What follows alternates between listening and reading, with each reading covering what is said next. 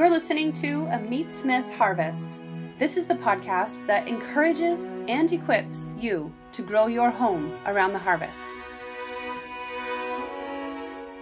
Welcome, Meatsmiths. This dialogue picks up where we left off in our last episode's conversation. You can find part 1 on our website, YouTube, or iTunes. If the content resonates with you, please consider supporting our team by going to patreon.com/Meatsmith and donating a small monthly pledge. This goes directly toward more free media headed your way. Thanks for staying tuned for part 2.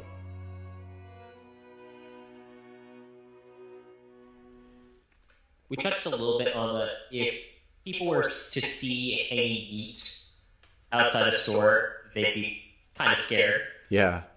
Admittedly, at some of the places I've been at, I might be also. Yeah. But there are a lot more regulations on the processing of livestock when you're processing on farm. How do you comply with those standards or work with those regulations? They're pretty simple, fortunately, for on-farm, if you are not going to endeavor to sell retail. That's where it gets tricky. So the economy that we kind of get into is the selling of shares. So you're technically selling the animal on the hoof. And it could be to several individuals. You're selling the live animal to maybe 8 people or 2. And each person is going to get a half after the slaughter.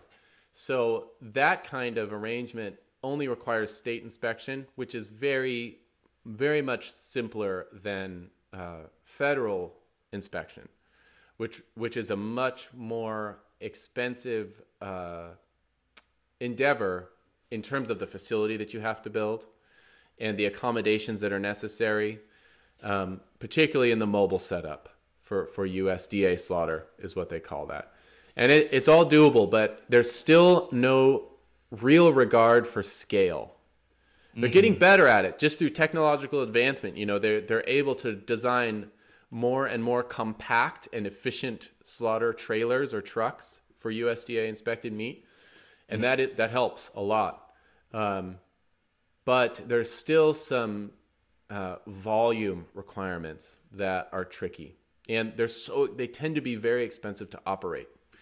And it's hard to make that cost pan out for farmers, especially since even if it's a mobile slaughter unit, they have to truck their animals to it.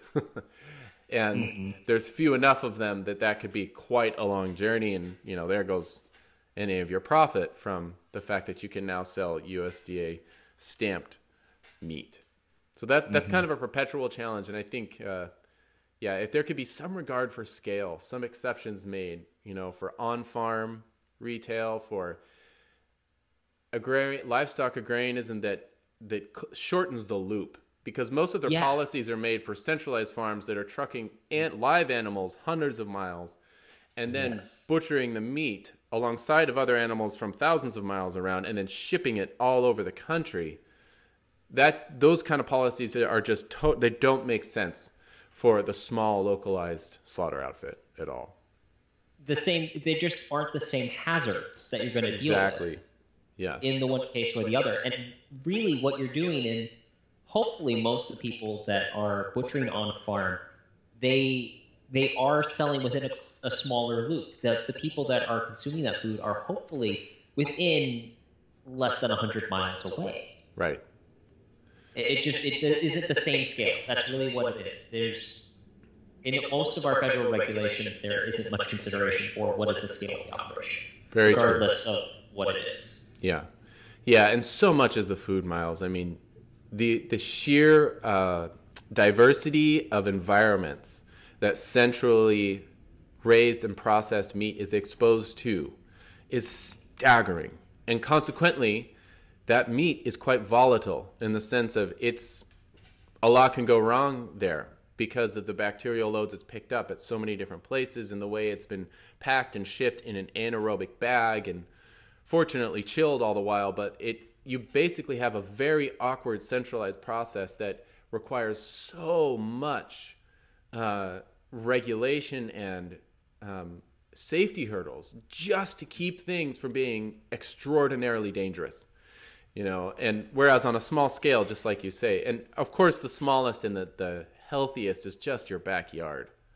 where, you know, your food miles, it can be measured by 20 paces, you know, outside of your door, and you slaughter in the winter. And when you do that, you realize that the risks that we inherit from the centralized food processing thing are, they're way overblown, and they don't fit the backyard scale. I wonder how many of the people that really get flustered at the different carbon emissions, the different environmental issues that pop up here, I wonder if they realized how much of that we could cut out simply by raising more of our food locally. I wonder what their response would be, because really there's a lot more mileage, a lot more gas usage even, going behind having a huge conglomerate system centralized than just local diversified agriculture. Absolutely. Yeah, and you think about, the environmental argument is just, it's case closed. I mean, there's no argument against localizing agriculture and raising more of your own meat, learning how to slaughter it yourself, especially when you consider the blight on a landscape that a feedlot is. I mean, it's unreal. There could be, I can't really imagine with my fantasy a worse thing to do to at least especially like in middle America, you know, a prairie landscape, than to take the ruminants off of the pasture where they are maintaining it, right? Because they exist in a mutually beneficial ecology with the grass, and the grass actually needs them, and the bacteria in their gut, and their trimming of the grass. You take them off of that, and then you feed them something that is grown on the same fields. You know, you pump them full of corn and soy, and it creates a lagoon of their waste that is so nitrogen rich that it's just scorching the land, and it would take decades and decades for that to recover. It's so horrible. It's so inefficient. You know, even though it has this great appearance of modern efficiency, it's not efficient in the real sense.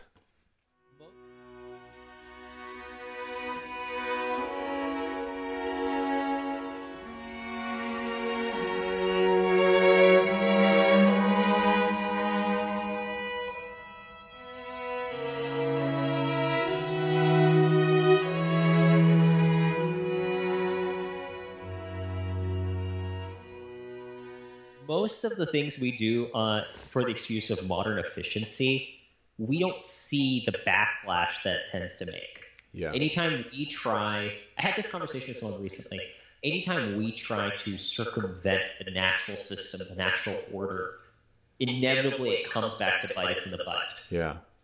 The simple fact is we aren't gods, but we like to play like we are. Exactly.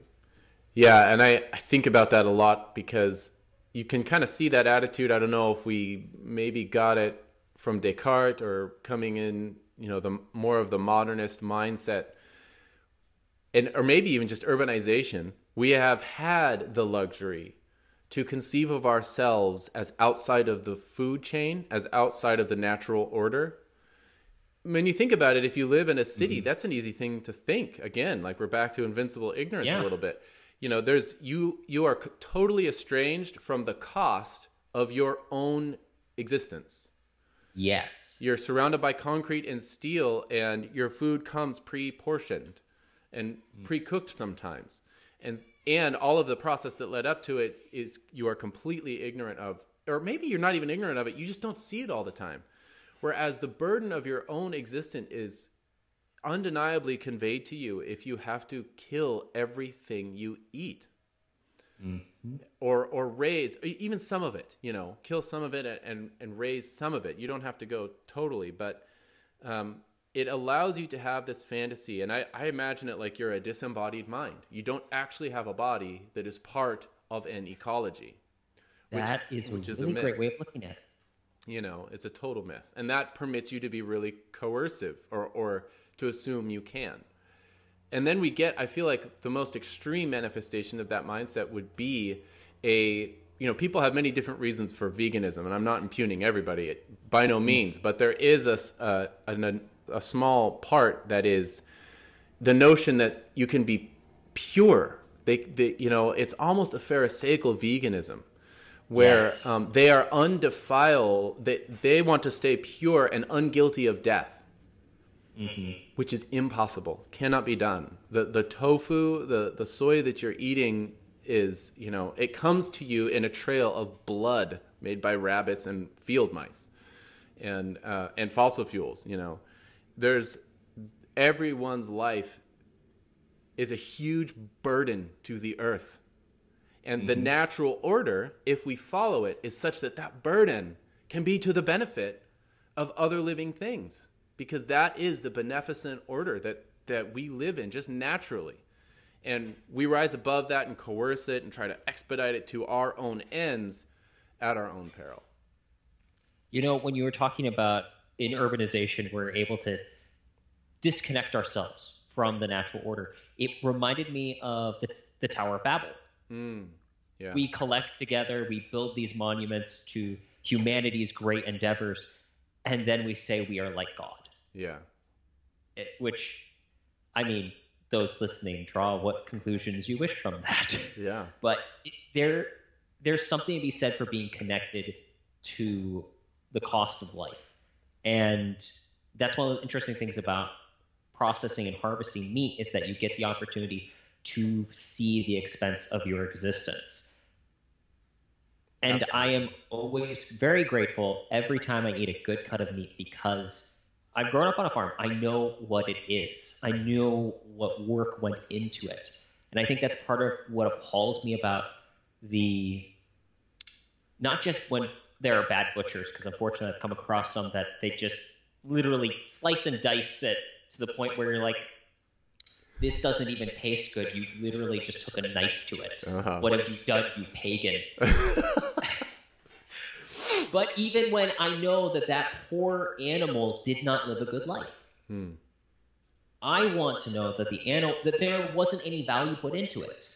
Someone did put some effort into it, but that's what I like about good grass-fed beef, or chickens raised out on pasture.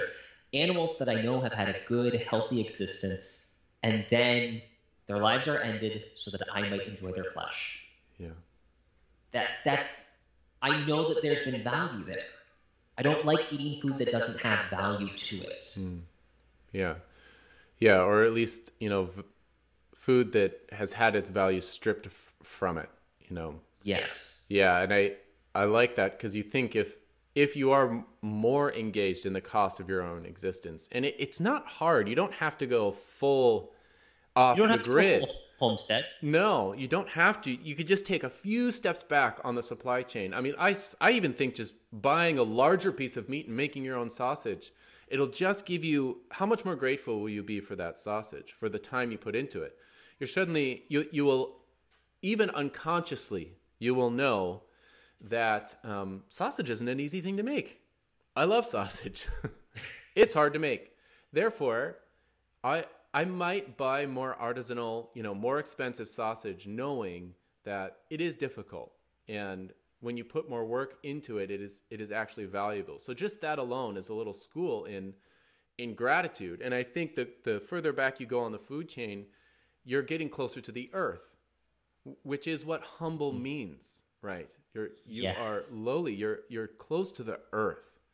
And I think that enriches your life, in essence. Undoubtedly.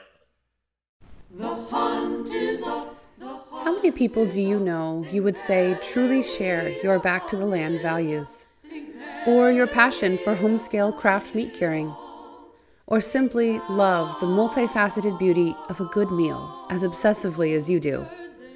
Maybe a handful? At farmsteadmeatsmith.com, we've created an online community of hundreds of omnivores from around the world, and a platform for them to learn from and inspire one another. In addition to our major semi-annual hands-on educational event, The Family Pig, here at our Pacific Northwest homestead, over at farmsteadmeatsmith.com, we host a purely digital membership program with an archive of film and textual resources years deep now, for you to dive deeper into your food journey with. And both our classes and online program include access to our private community Facebook page for your continued education and fellowship. We've been told that our classes are life-changing and the membership program unparalleled in quality and quantity. To get a taste of our education, search farmsteadmeatsmith.com and our YouTube channel for our free films, conversations, and downloads. Explore how we and other meatsmiths across the globe may best come alongside you, putting the knife in your hand, article by article, and comment thread by comment thread, and can support you in building your home around the harvest. Please head to farmsteadmeatsmith.com today. Now, what is the most unappreciated part of the animal that's edible? From your perspective, from your experience, what is the piece that's usually cut off that actually is fantastic when prepared properly? That's a good question. It's there's so much, because it's easier to answer, what part is most easily consumed by everybody and widely consumed, because it's just one thing. Lean, tender. Wherever that is on the animal, which is basically just the loins, that's all that people want to eat. So that's just one thing. But the most difficult part, I would say, I keep coming back to fat.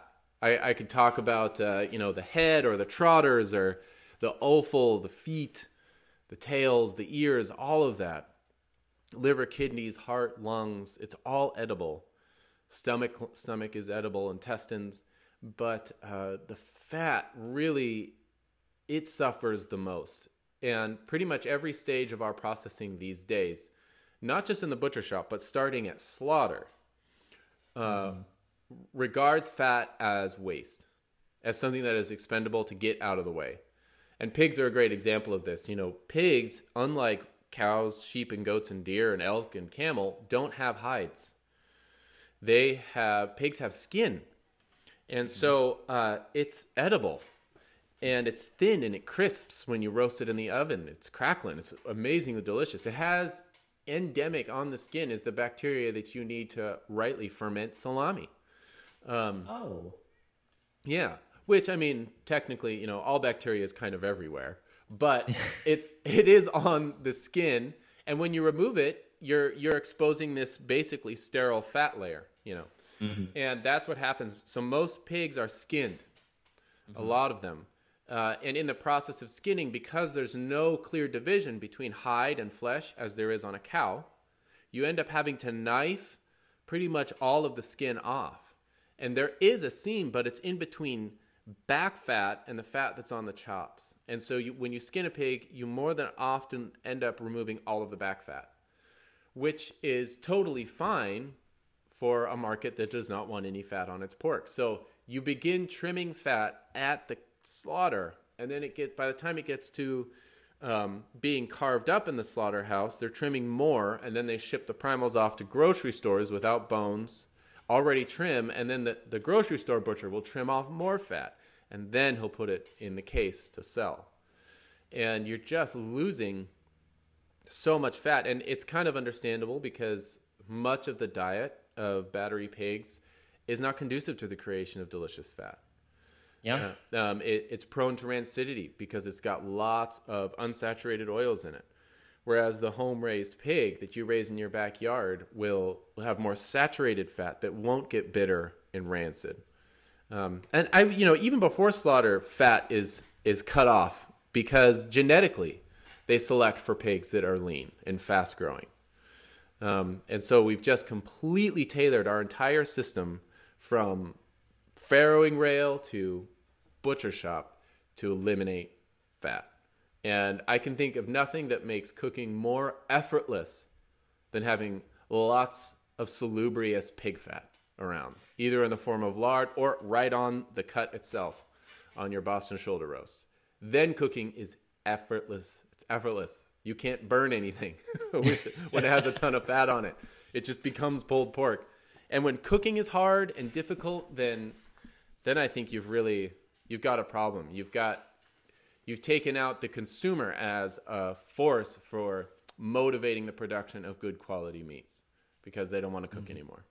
And that's the demand of the savvy cooking customer that would bring the quality back.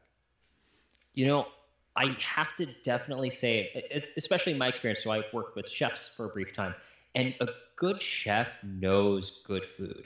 The moment they see that cut, they're like, oh, that's what I need. I want more of that, because they know what to do with it. Yeah. Sally's soccer mom, unfortunately, her mom didn't even cook, so she doesn't know what to do with it. Right. But I'm curious, just quickly on your perspective, when we talk about fat, do you think that fads like the keto diet Yeah, I mean, are going to change the perspective on the use of fat? Definitely. I mean, it already is. I know some farmers that are selling meat in Seattle at the farmers markets, and they have their policy is keep all the fat on. And they are definitely seeing there's more of a demand for it, and it's great. Yeah, I mean, people are going towards it for the keto diet, and I hope that it's something that outlasts the fadistic tendency of diets, that come and go. Just on the basis that, fat is an essential nutrient. We need it perennially. Yes. And so I hope it lasts. I hope it goes a little deeper than a trendy, but no less and no doubt beneficial diet. I want it to sink into our culinary tradition where it will stay. And that's where, you mentioned, the soccer moms who don't know what to do with these cuts. So much of what I do is not necessarily teaching people how to butcher, because the secret is butchering is simple.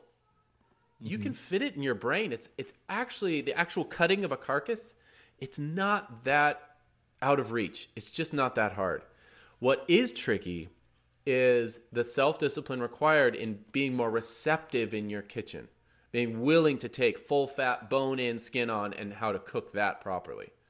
And fortunately, even that, I mean, there's really only 3 ways to cook the flesh from an animal, and it's to braise, pan fry, or roast. Those are the only 3 recipes you need. Every recipe in every book ever written on meat cookery is just a variation of braising, pan frying, and roasting. And if you can lock down those 3 techniques, there's no piece of quadruped physiology that is outside of your culinary reach. That is incredible. I've never thought of it that way, but I am definitely remembering that, because I can at least roast. Now I just need to get the other 2 down. Yeah, pan fry and braise. And it's great because it deals with everything that is offered to you in a 4-legged physiology, right? Pan frying is hot and fast, a little bit of oil in a skillet, brown both sides, and just, maybe rare in the middle.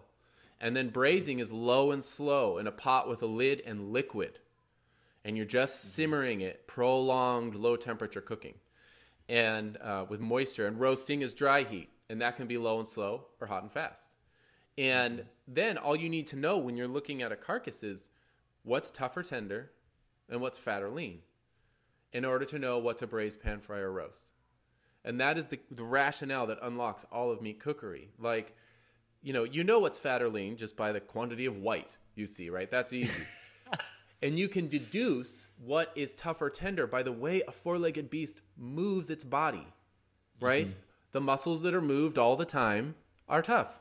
They get a lot of exercise. They're sheathed in layers of fascia and collagen and connective tissue. That's what makes them chewy and tough. So they need a braise, prolonged, low, slow cooking. Anything from all 4 legs, you need to braise that.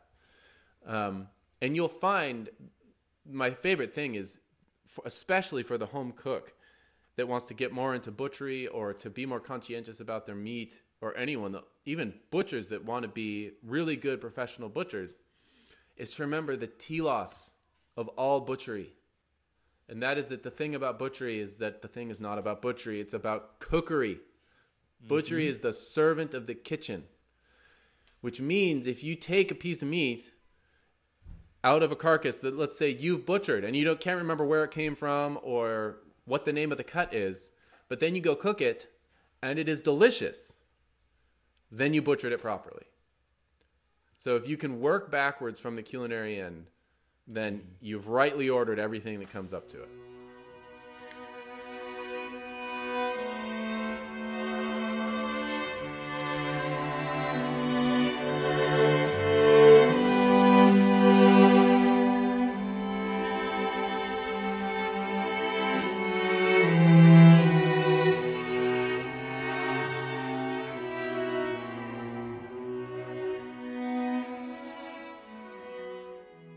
So a question I had asked my mom, because I always love to hear what other people have questions on. And she has had the worst time trying to find butchers since she's moved. So I asked her, what are some questions you'd like to ask someone who does this professionally? Yeah. Her question was, what is the first question you should ask before hiring a butcher? Oh, wow. That's a good one. What's like one of those keystone questions you should be asking before you entrust the animal that you have taken so much time and care into raising and hand them over literally to the slaughter? Yeah. You know, that's a hard one, especially because you usually don't have a lot of choice in the matter, right? Especially, and I'm assuming the context is like my level, my scale, you know, local state processing. Yep. That's really tricky because you might not like your local guy, but he's the only one. You know, the next guy's 3 hours away. And he might come to you, you know, once a year. It's really tricky. I would say that probably the most beneficial track would be to make friends with them. You know, being in my industry long enough, I found that they're spread too thin. And they consider themselves, I don't know, this is very generalizing, but this seems to be the case, but they're manual laborers, they're craftsmen, they have a job to do, and then they've got this whole other element of their business known as their business. The pricing, the invoicing, the calendars, the schedule. And that is a different part of the brain, and it actually takes a pretty unique individual to be able to drive, you know, to have a CDL, to drive a big truck, to be able to repair it, to build it in the first place with a crane and hydraulics and a winch and refrigeration and battery, you know, operated winches and everything, and to know how to kill a cow and, you know, cut it up, to slaughter it and butcher it and smoke bacon and answer their phone all of the time and, you know, come up with new pricing to fit inflation. And it's just a lot to do on your own. And a lot of these guys, they're alone. Their wife might be they might have a secretary doing some of it, but it's hard. It's really tough. And I would say a good sign of a good butcher is they keep a calendar. And I know it seems very basic, but a lot of them don't. And part of it is that they're flooded all the time, right? Mm-hmm. So they don't even have time. They're never questioning if they're busy or not. Right. They know they're busy. The answer is yes, right? So call way in advance. Like at the beginning of the year, if you're going to harvest in the fall, get on their calendar. And then they might show up at 8:30 p.m. because they're at the end of a long day and they just barely made it to your place without a call or anything. So it's a tricky industry. I would say a calendar is a good one. And then you can get reputation is a tricky thing. You know, I would say that one frequently voiced complaint is you didn't get your animal back. And that happens a lot, unfortunately. You know, I've had people who will get a goat slaughtered and then they get meat back with an arrow wound in it. And they got somebody else's venison. Or, they know it's not their cow. They know it's not their pig. It's very common. So talking to other farmers in the area would be a good way to go. But if you don't have 3 custom slaughter guys in your region, you can't be that selective. Your best bet is just to lay out the red carpet for them, honestly. Make things easy and have the animals nice and penned, close and tight, not have the rumens be completely full with 300 pounds of hay, right? You want to roll out the red carpet, make things easy for them. Make it so that they can kill the animal close to their truck. Mm-hmm. That ensure that you have good water pressure on your hose if they need to use your hose, which in some states they don't have to use their onboard water supply. Things like that. Keep your order sheet simple, honestly. Maybe I'm biased because I am a mobile slaughterman when I say roll out the red carpet. But it does worlds to maintaining a good relationship and to getting the service that you desire from them. winding up here, Brandon, what is your favorite species to harvest, and what is your favorite cut? Oh man, I know that I probably harvest pigs a lot.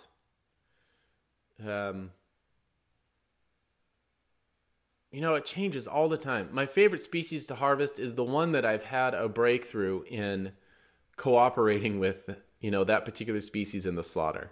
Whenever I have a breakthrough, that is so fun. When I've discerned something about that animal's nature, and I can adjust my approach to killing them in a way that not only makes it better for them, but also more efficient for me, because those two ends meet usually. And when that happens, when you get the, it's sort of like when you can do something that is an advance in quality, but also in expedition, it's quicker, then you've stumbled on something that is sublime. Like that's real. That'll last. You don't want to be sacrificing one to the other constantly. And so that's always my goal, is to try to find those unique spots where I'm cooperating with the animal. And oh, look, the added benefit is this is actually quicker. And maybe I get a better yield. I lose less something this way, less fat, less liver or whatever. So that whatever species I'm harvesting at that time, and I lock onto one of those moments, that's always so great, where I can change my system from then on out. And then my favorite cut, I naturally, I love them all. I'd probably say my least favorite cut is the tenderloin, because we never get to it. It's really bland, for one. Mm-hmm. It's the blandest piece on the whole animal.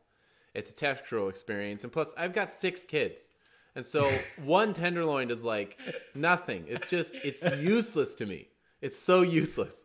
So I really like large, magnanimous, big pieces of meat. Lots of leftovers. That tends to be how we cook around here. Full fat, skin, keep all the bone in there, all that good stuff.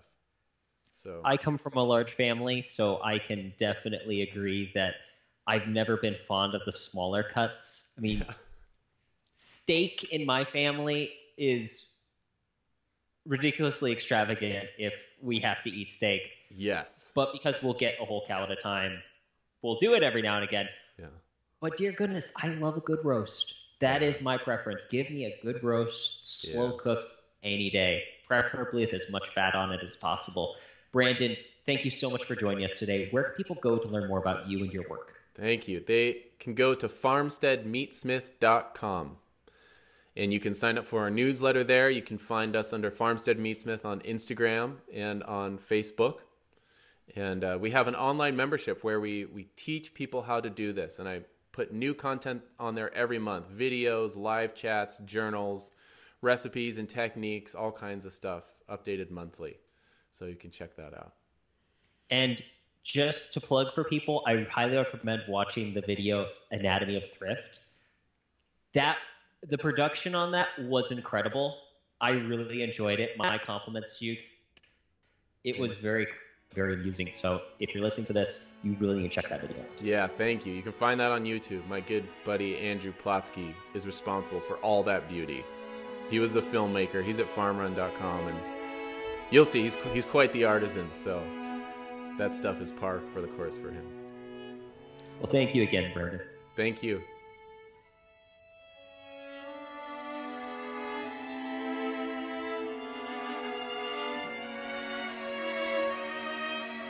You can receive updates on all our brand new content as it's released by signing up for our email newsletter. Free download of Brandon's thoughts on meat cookery included. Go to farmsteadmeatsmith.com and sign up on the homepage. Thanks again for listening, and keep in touch.